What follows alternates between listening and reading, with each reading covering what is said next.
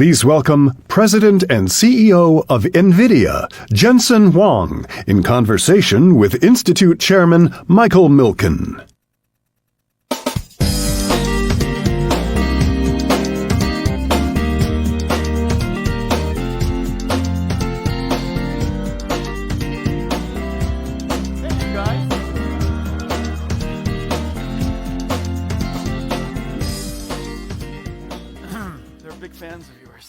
I think that's for you. I think the hoo-hoo's for you. And I think your outfit is for me. So, welcome. So, AI, is this the next industrial revolution? Is this Yes. the next manufacturing revolution? Yes. Let me explain. So all of us have been talking about the technology of AI, that it can perceive the world, it can generate content, it can translate, it can now even reason and solve problems, use tools, use the web browser, read PDFs, do research for you. And so we know what the technology is able to do, and that's very exciting in itself. It's transformative completely in itself. We understand that the technology is unlike any IT technology of the past. Remember, IT technology is a tool. You have to use it to make it effective. You have to sit in front of the computer and use it. But now AI has the ability to automate. And the concept of robotics and robots are very well understood. And so imagine a physical robot, but we understand that, we can imagine that. Imagine a digital robot, and it's in the computer in your data center doing work for you. And so this is it's exciting because for the first time, it's no longer just replacing or the next generation of the IT technology that we know, but for the first time, it actually could augment and add to the digital workforce. And so the part of the economy that is part of is much larger than $1 trillion. It's part of the $100 trillion. And so that's the first layer. The second layer is how do you generate this AI? Where does the AI come about? Whereas the last generation of computers was software written by hand and it runs on CPUs.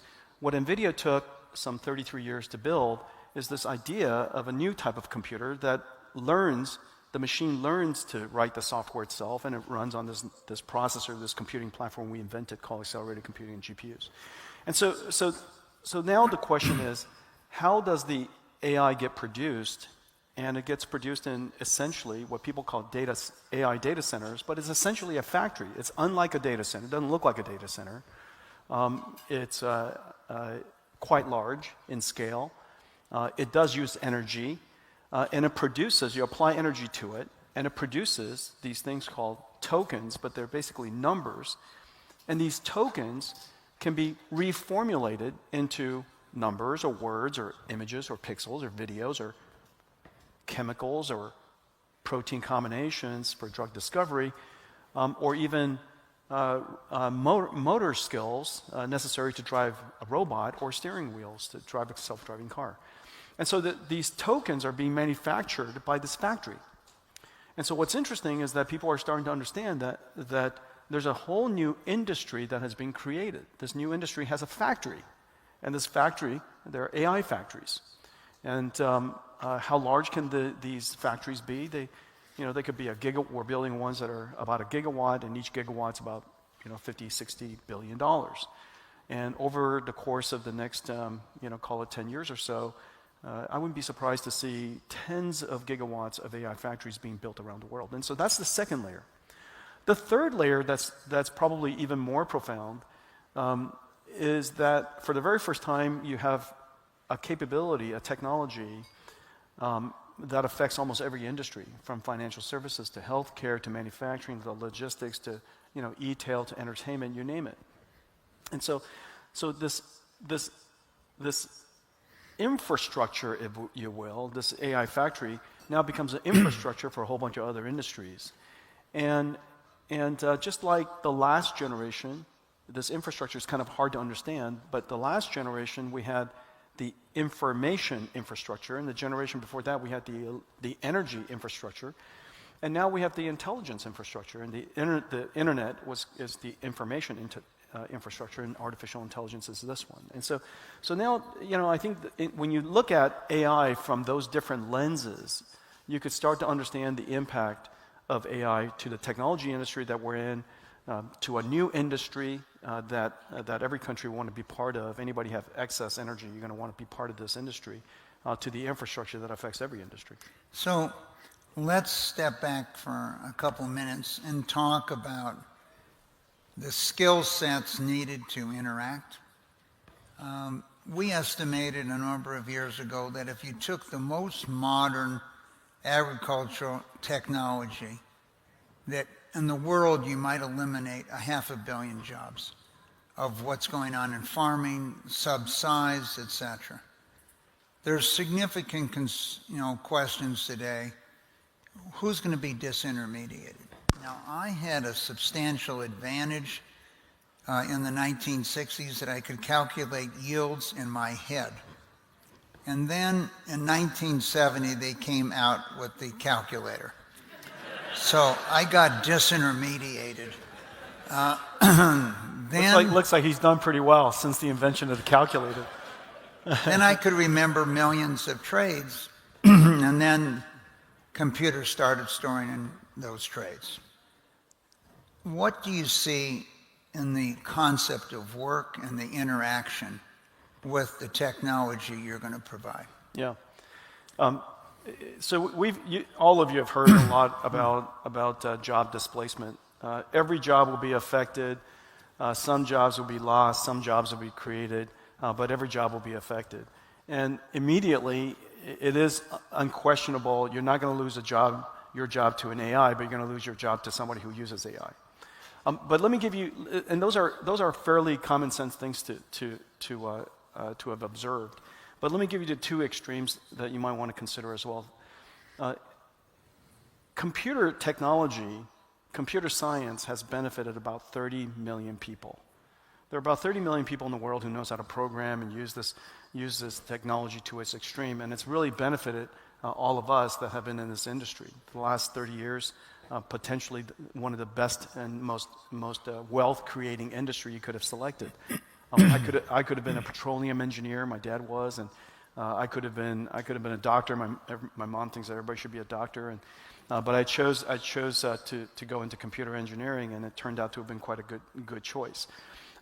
And however, there are about 30 million people in this industry, and so we've created, Mike, in the last 30, 40 years, probably the greatest technology divide the world's ever seen.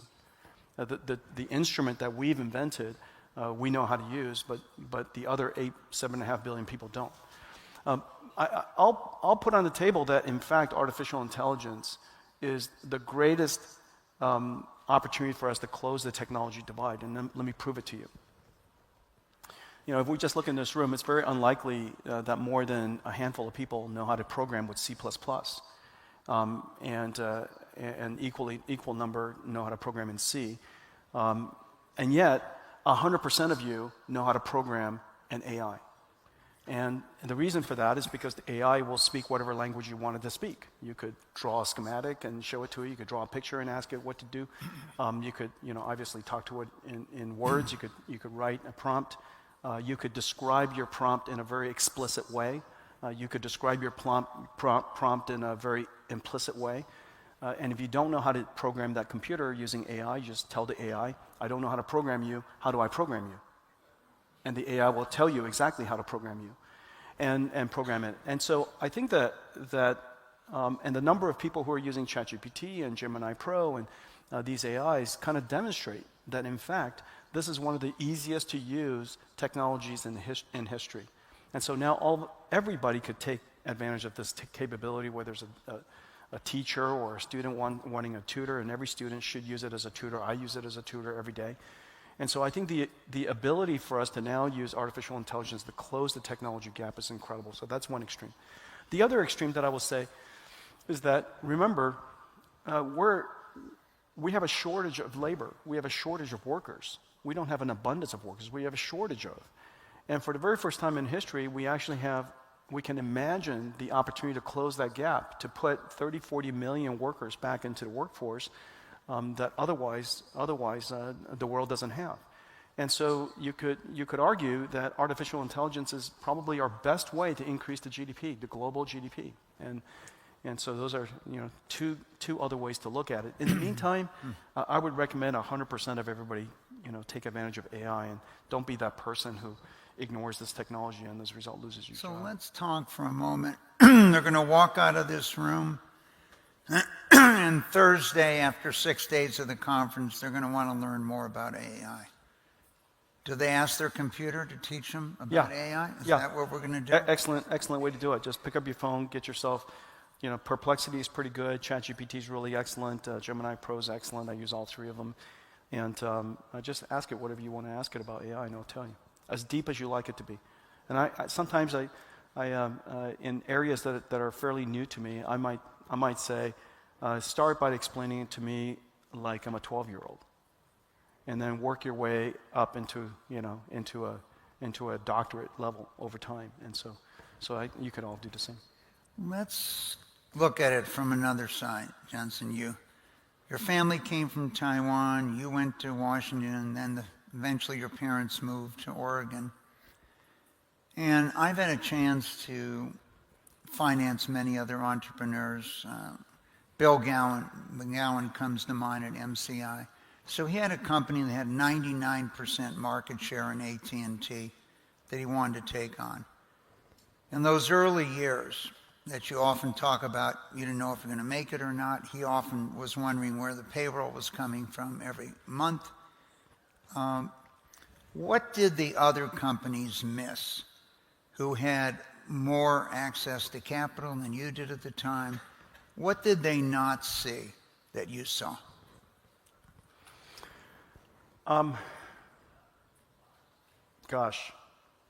What? In other words, Intel. What did Intel not see in the market? What did they not recognize? Yeah, the reason why I paused to say it is because from the very beginning we imagined. So what we were trying to do as a company was to invent a new way of doing computing that solves problems that normal computers can't. In fact, if you just wrote that mission statement out, to do something that normal things can't, it's like to go. I would like to build a new car to go places where normal cars can't. Well, usually what happens if normal cars can't go there, those places also aren't paved with roads, or they're not that desirable to go to anyways. And so we came up with this mission statement to solve problems that normal computers can't. And several problems with that mission statement. Turned out it took us 33 years to do, and we succeeded at it.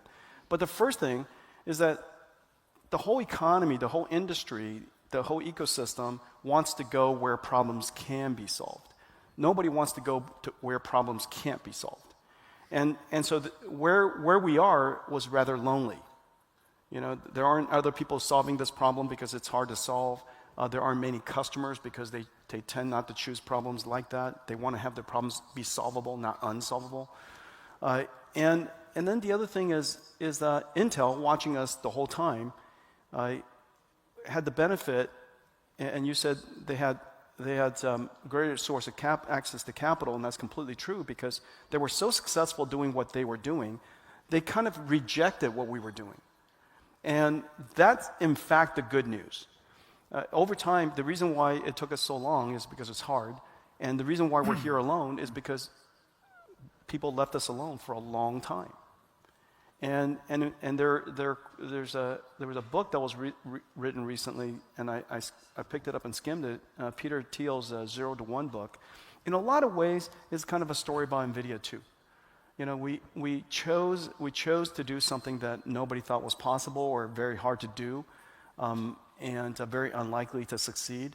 But to us, it was very common sense. And so I think simultaneously, because it was hard to do, and also because they were so successful doing what they were already doing, they kind of rejected the idea until everything came together. Well, and you're also trying to make sure your company doesn't go in the direction of Intel also. So You're the leader today. How do you get that culture of constant innovation? And if I wanted to talk about Captain Kirk, to go where no one has gone before? I think partly, well, first of all, there's just no guarantees, but we have several things about our company that's really quite extraordinary, and I appreciate it as a person. I wish upon my kids and the people I love to have the same experience, which is that long suffering that comes with struggle. And you never take anything for granted. You're super efficient. You're trying to save everything you can, save every penny you can, because you don't know when, how long the struggle is going to last. You have incredible resilience because it took a long time to do it, and so the company has that in its character. Almost everything we undertake even these days are 5-10 year endeavors. We're probably the deepest in this new area called physical AI, which translates to robotics in the world. And the fundamental technology necessary for the next generation of AI, we're probably the furthest along, the deepest of anybody. And so I think those characteristics of dreaming big on the one hand, and having the resilience and the character to suffer until you see it happen, I think that's very good. I think the other part that's good is you're always going out of business. For us, for 30 years, we're always in a perpetual state of going out of business, and so you don't take anything for granted. And I don't, when there's a setback, it doesn't trouble me too much. When we make mistakes, it doesn't surprise me too much. When we have success, I don't take it for granted, and we don't celebrate it too much, and we really stay focused on doing our work. And so I think part of that is just how long it took to build a company. Let's talk, for most laypersons, how do you make a chip? What is required to make a chip? So we'd all like to go out there and make chips. Mm-hmm. We have no idea how to go about it, but we'd like to. And as you remember, mm-hmm. the U.S. passed an act, we're going to invest $62 billion. Mm-hmm. And then they discovered 6 months later there's no one in the United States that knows how to build a factory. Mm-hmm. And we need to get 7,000 people from Taiwan here. Mm-hmm. Okay. Well, with all things, I think craft and artistry matters. If you want to learn how to build a chip, I would start with YouTube, and then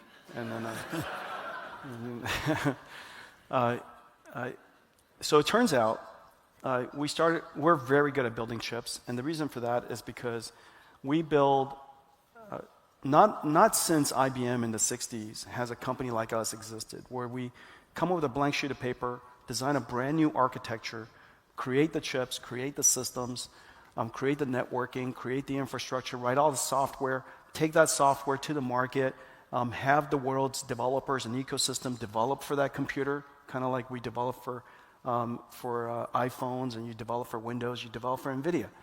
And so not since the 60s and 70s when IBM built everything from the ground up has a company like us exist.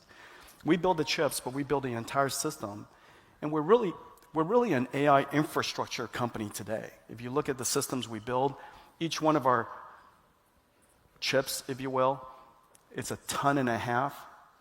This is 1.5 tons chip. It's $3 million each.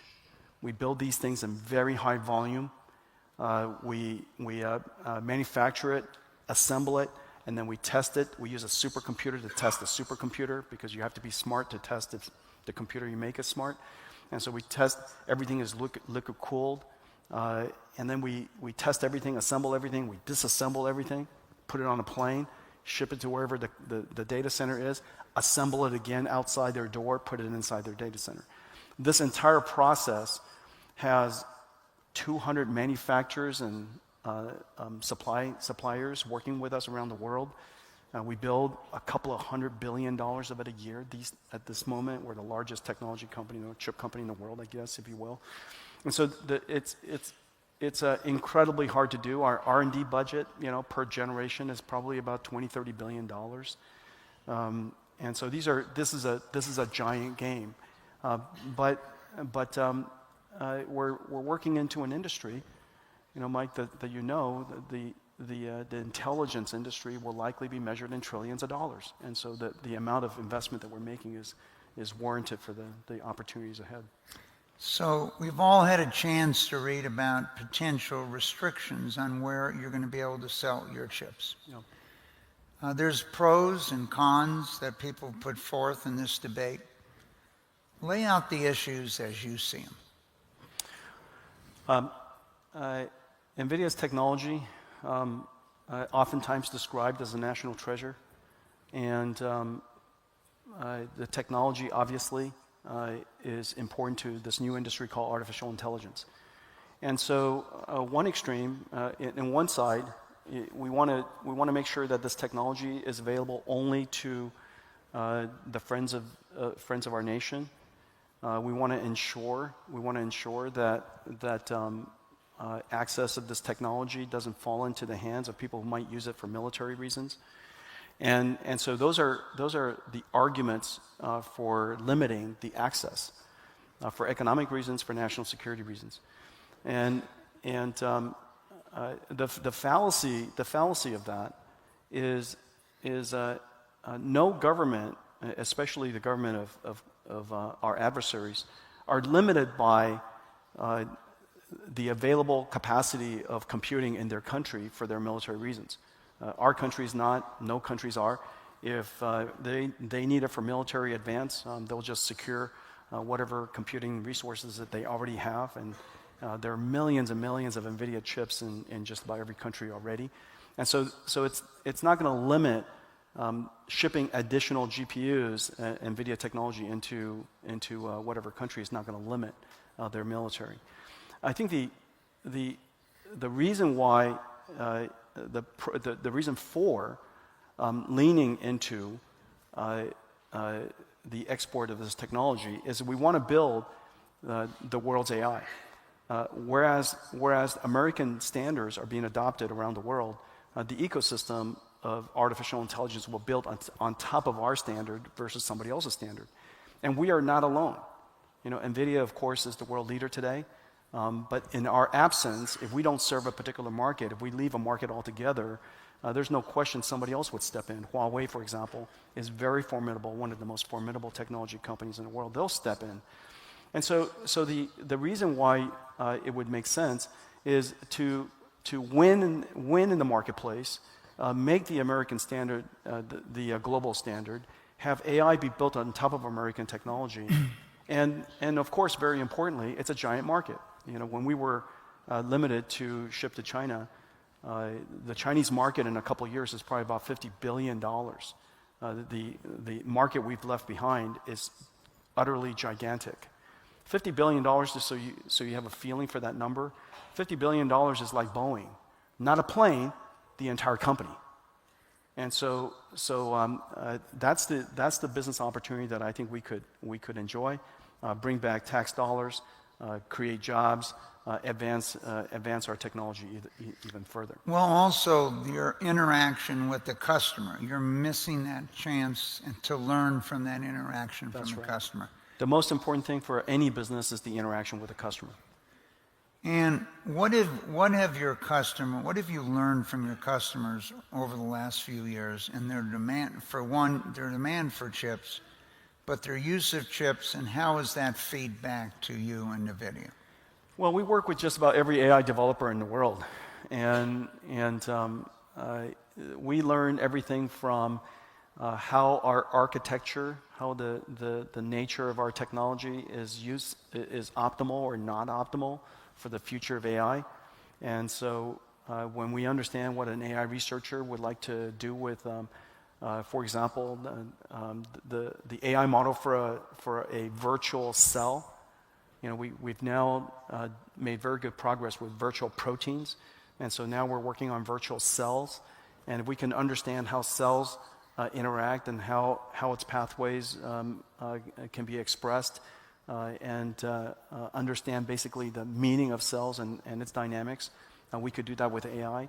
So that AI model is very different than AI model for large language models. And so understanding how people want to use that helps us change our architecture in the future to be better suited. So as I mentioned you, Jensen, many years ago I went to IBM and tried to convince them at what they called their super chip at the time, that we should use it for medical research.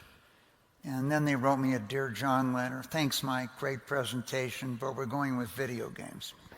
So where does the demand you see in the future? Is there certain industries going to play a larger role, such like bioscience and what you could do in that area?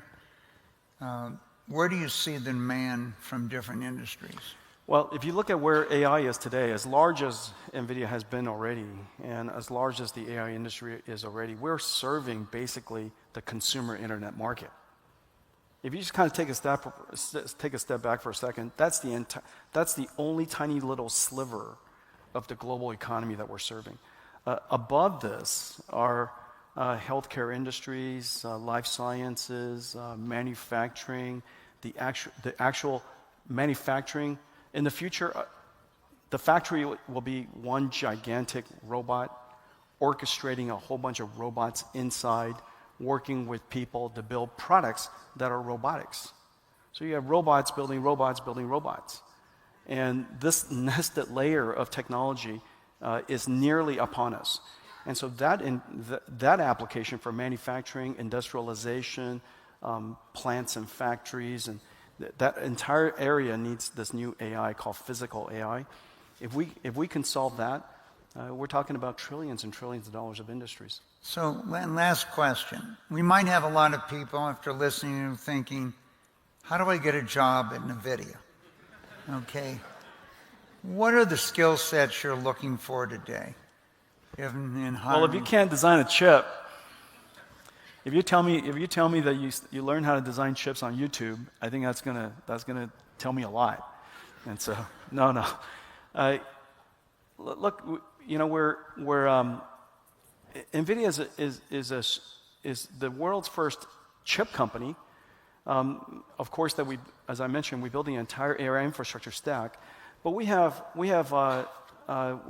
digital biologists, we have quantum chemists, we have computer graphics engineers, we have roboticists, we have language experts.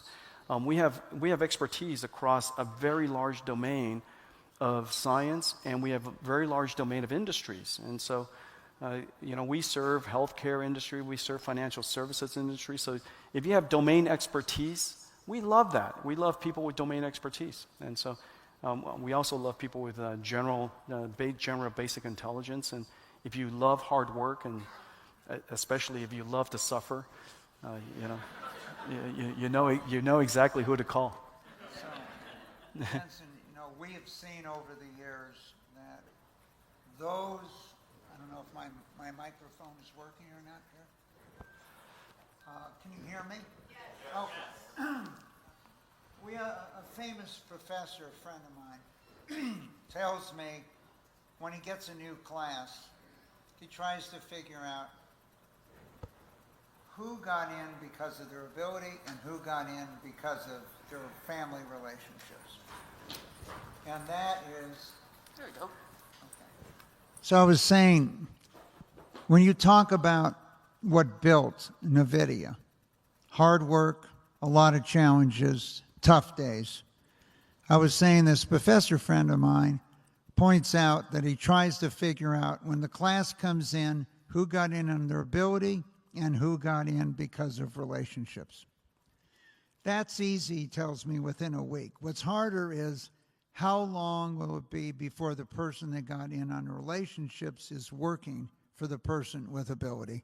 That takes a long time. He needs to get to know the students. Those hard days have paid off, and we look forward to see when you can accomplish in the future. Thank you for joining. Thank you very much, Mike.